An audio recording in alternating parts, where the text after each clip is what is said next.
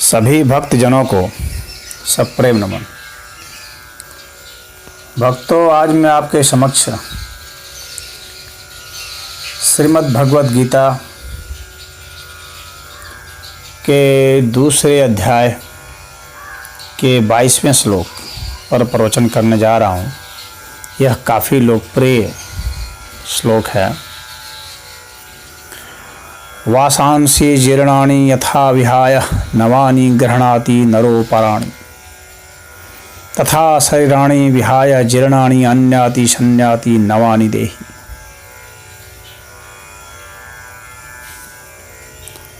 अर्थात जिस प्रकार मनुष्य जीर्ण हुए यानी कटे फटे वस्त्रों को त्याग कर नए वस्त्र धारण करता है, उसी प्रकार सूक्ष्म आत्मा पुराने यानी जीर्ण हुए कटे फटे शरीरों को त्याग कर नवीन शरीर धारण करता है।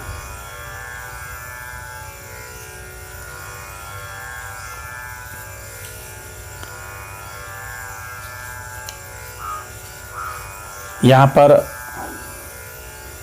भगवान ने उदाहरण के रूप में नर को दिया है, यानी मनुष्य को दिया है, क्योंकि वस्त्र मनुष्य ही बदलते हैं। पशु पक्षी कीट वनस्पतियाँ ये वस्त्र नहीं बदलते, परंतु यहाँ पर यह निहितार्थ नहीं निकालना चाहिए कि सिर्फ मनुष्य की ही आत्मा निकल करके एक शरीर से दूसरे शरीर को धारण करती है, बल्कि सभी जितने भी प्राणी हैं, जितने जीव जंतु हैं या जितने तत्व हैं जिनको निर्जीव तत्व भी कहते हैं, वे भी इस तरह से अपना रूप बदल करके पुराने जीर्ण टूटे फूटे को छोड़ करके नए शरीर को यानी नए भौतिक देह को धारण करती है। कोई भी चीज़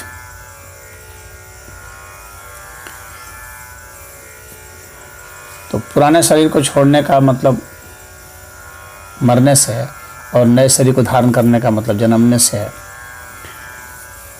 अब कुछ लोग ऐसा कह सकते हैं कि सिर्फ वृद्ध होने पर ही तो आदमी नहीं मरते हैं, आदमी तो जवानी में भी मर जाते हैं या बाल्यावस्था में मर जाते हैं या गर्भावस्था में ही मर जाते हैं। तो यहाँ पर इस जीर्णानि का अर्थ जो है कटे फिटे से मतलब है, यानी जो शरीर धारण की योग्य अब नहीं रहा, उसका वृद्ध हो जाने का बहुत मतलब नहीं है। जो कटा फिटा टूट फूट गया, चाहे गर्भावस्था में वो टूट फूट गया, कट पिट गया, या बाल्यावस्था में या किशोरावस्था में या युवावस्था में या अधेड़ावस्था में या वृद्धावस्था में, यानी शरीर धारण करने के योग्य नहीं रहा, इसलिए उसके लिए जीर्णानि शब्द का प्रयोग है। यह केवल बूढ़ों के लिए ही नहीं है, आयु समाप्त हो जाने से मतलब है। और यह शरीर को जो है भौतिक शरीर अब यह धारण करने लायक नहीं रहा, सूक्ष्म आत्मा के धारण करने लायक नहीं रहा, क्योंकि वह अब सही अर्थ में संचालित नहीं कर सकता उसको। तो इसलिए इसको वह छोड़ करके दूसरे शरीर को यानी दूसरे भौतिक शरीर को वह सूक्ष्म आत्मा धारण करती है। अब यहाँ पर भी एक प्रश्न है कि एक शरीर को छोड़कर दूसरे शरीर को अगर आत्मा जाती है तो फिर तो यह पदार्थ के नियम के तहत आ गई आत्मा, क्योंकि यह गति कर रही है। एक शरीर को छोड़कर दूसरे शरीर को जाना मतलब गति करना। गति का मतलब बदलाव, मतलब विकृति, मतलब विभाजन और संयोजन।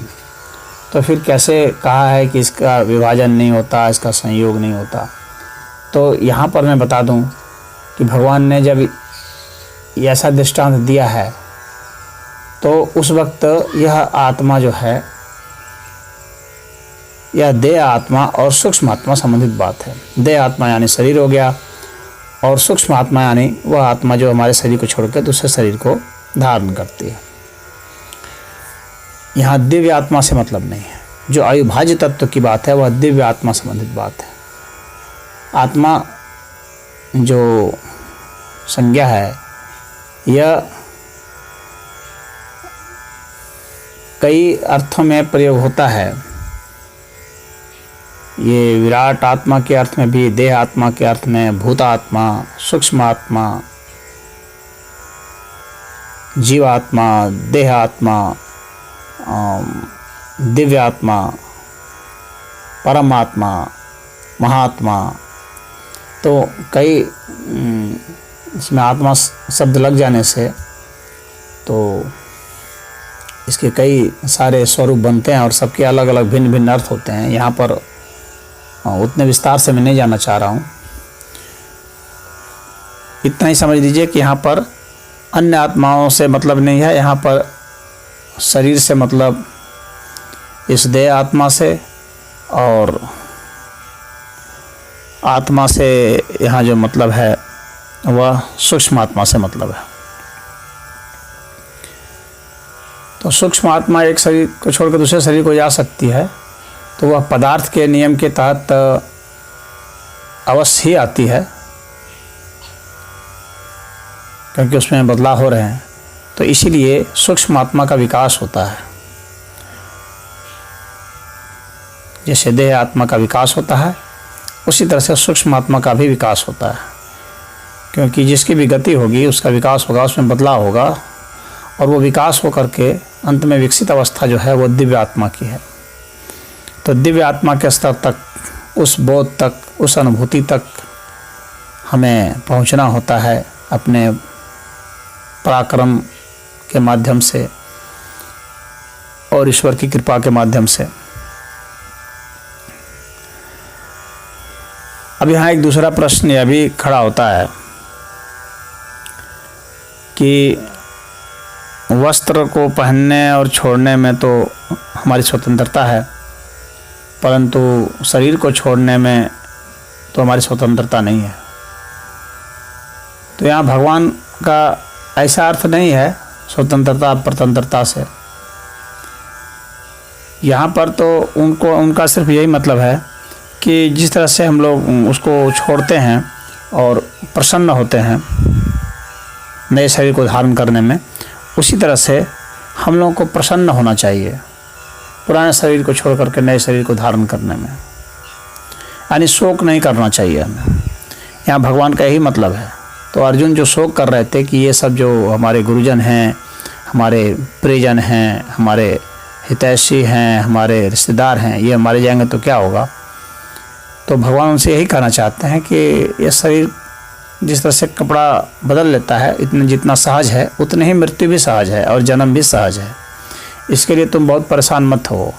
और जिस तरह से हम लोग पुराने कपड़े को छोड़कर नया कपड़ा धारण करते हैं तो प्रसन्न होते हैं, सुखी होते हैं, उसी तरह से हमें नया शरीर मिलेगा ये जान के प्रसन्न होना चाहिए, खुश होना चाहिए, क्योंकि पुराना शरीर ढोने लायक नहीं रह गया। आप कितने ये जब जितने भी वहाँ पर पहुँचे थे, ये सब भीष्म वगैरह और कर्ण वगैरह, ये सब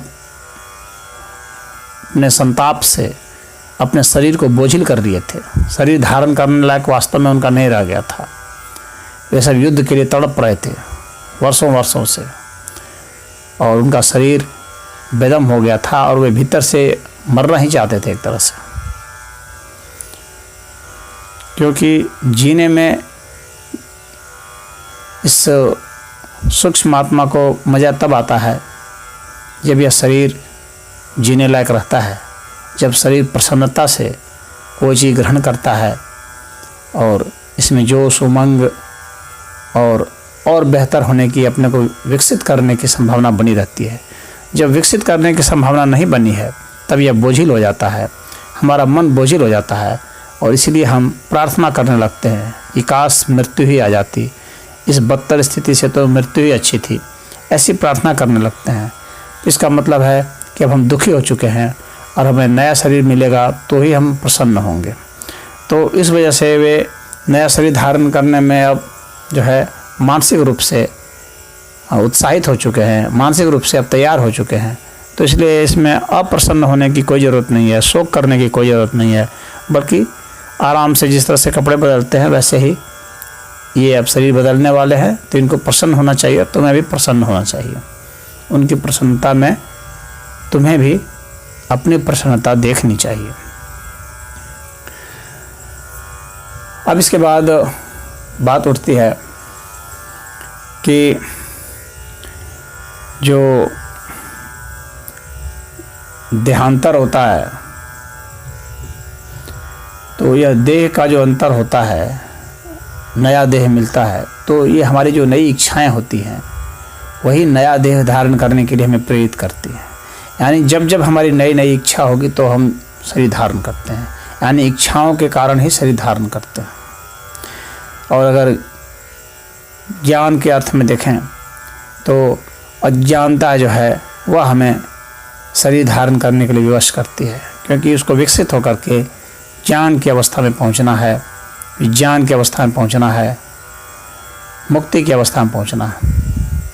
कर्म के अर्थ में अगर देखें तो हम अपने कर्मों के फल को भोगने के लिए ही शरीर धारण करते रहते हैं।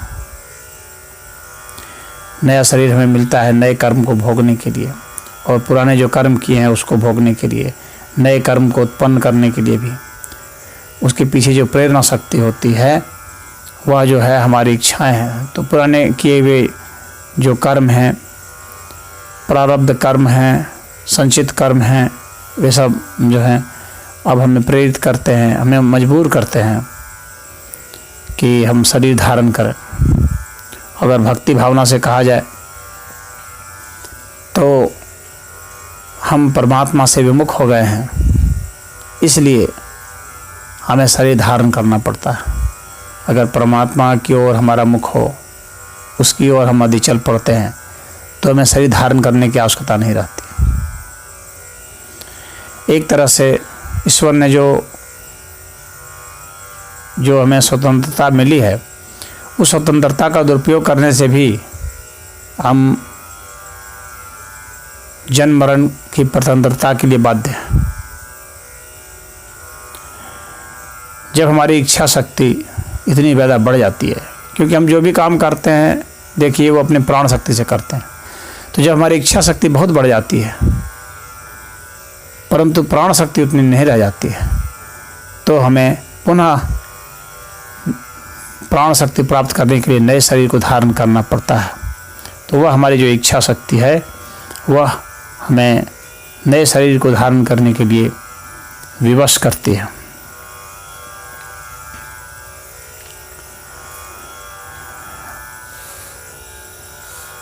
अब ये जो आना जाना जो लगा है, तो जैसे मैंने कहा कि वास्तव में जैसे हम बाल्यावस्था से किशोरावस्था में चले जाते हैं, तो हम ऐसा नहीं कहते कि हम चले गए, हम बाल्यावस्था से किशोरावस्था में चले गए, ऐसा नहीं कहते हैं। हम बस इतना कह देते हैं हम किशोर हो गए, या किशोरावस्था से जवान हो गए, तो हम ये नहीं कहते हम किशोरावस्था से जवानी वाली अवस्था में चले गए। तो ये जो आना जाना है कि एक शरीर को छोड़कर दूसरे शरीर को जो धारण करना है, एक शरीर को छोड़कर जाना है दूसरे शरीर में, तो यह एक अर्थ में यह भी है कि जिस तरह से हम अपनी अवस्था बदलते रहते हैं, परंतु वह जो अवस्था बदलने की जो बदलने वाला है सूक्ष्म आत्मा, वह तो वैसा ही का वैसा ही रहता है, और वो ये शरीर जो है बदलता रहता है, हमें इसका कोई भान भी नहीं होता। तो सिर्फ तादात्म्य हो जाने की वजह से हमें उसका तादात्म्य है अपने भौतिक शरीर का, यानी इस सूक्ष्म आत्मा का जो संबंध बन जाता है, जो मोह बन जाता है भौतिक आत्मा के साथ, तो उसको एकजुटता प्रतीत होती है। तो उस वजह से उसको लगता है कि हम गए और हम आए, ऐसा उसको प्रतीत होता है। तो आना जाना सिर्फ उसी संबंध में है। और इस तरह से तो खैर सूक्ष्म आत्मा जो आती जाती है तो उसका विकास भी होना है दिव्य आत्मा में। यहाँ पर जो है उपनिषद में भी एक दृष्टांत आया है कि जैसे कौन भाई आने जाने से कौन मुक्त होता है, उस विषय पर बड़ा अच्छा दृष्टांत आया है। मुंडक उपनिषद में, श्वेताश्वतर उपनिषद में उपमा दी गई है कि एक वृक्ष पर दो पक्षी बैठे हुए हैं। एक पक्षी जो है फल को खा रहा है, दूसरा पक्षी सिर्फ साक्षी भाव से देख रहा है।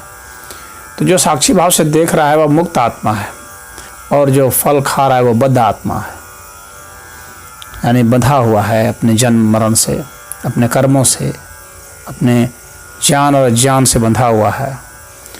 तो यहाँ का तात्पर्य यही है कि अगर हम साक्षी भाव से कोई कर्म करते हैं, साक्षी भाव से हम कोई भी विचार करते हैं, साक्षी भाव रखते हुए हम चिंतन करते हैं, तो हम मुक्त हो जाते हैं। तो जो उपनिषद में जो यह दृष्टांत दिया गया, श्वेताश्वतर उपनिषद में भी दृष्टांत दिया गया है। कहा गया है समाने वृक्षे पुरुषो निमग्नो अनिशया सोचति मुह्यमानः जुष्टं यदा पश्यत् अन्यम शमस्य महिमानम इति वीतशोकः। यानी दोनों पक्षी एक ही वृक्ष पर बैठे हैं, किंतु फल खाने वाला वृक्ष के फल के भोक्ता के रूप में चिंता तथा विषाद में निमग्न है, और उसी का एक दूसरा जो पक्षी है वह प्रभु की महिमा को जानता है, तो वह कष्ट नहीं भोगता, वह साक्षी भाव से जीने के कारण इन सभी प्रकार की चिंताओं से मुक्त रहता है, क्योंकि वह एक मुक्त आत्मा है, बद्ध आत्मा नहीं है। तो हमें साक्षी भाव से जीवन जीना चाहिए, इसका तात्पर्य यही है। तो हमें वस्त्र को जिस तरह से बदलते हैं उस तरह से बदलने की ज़रूरत नहीं पड़ेगी, और हम जीवन मरण से मुक्त होकर के विहरेंगे, रहेंगे, अपने मूल स्वरूप को हम प्राप्त हो जाएंगे, निर्वाण को, मोक्ष को प्राप्त हो जाएंगे। जो हमारा मुख्य लक्ष्य है, ध्येय है, वह उपलब्ध होगा हमें। यही यहाँ पर इसका तात्पर्य है।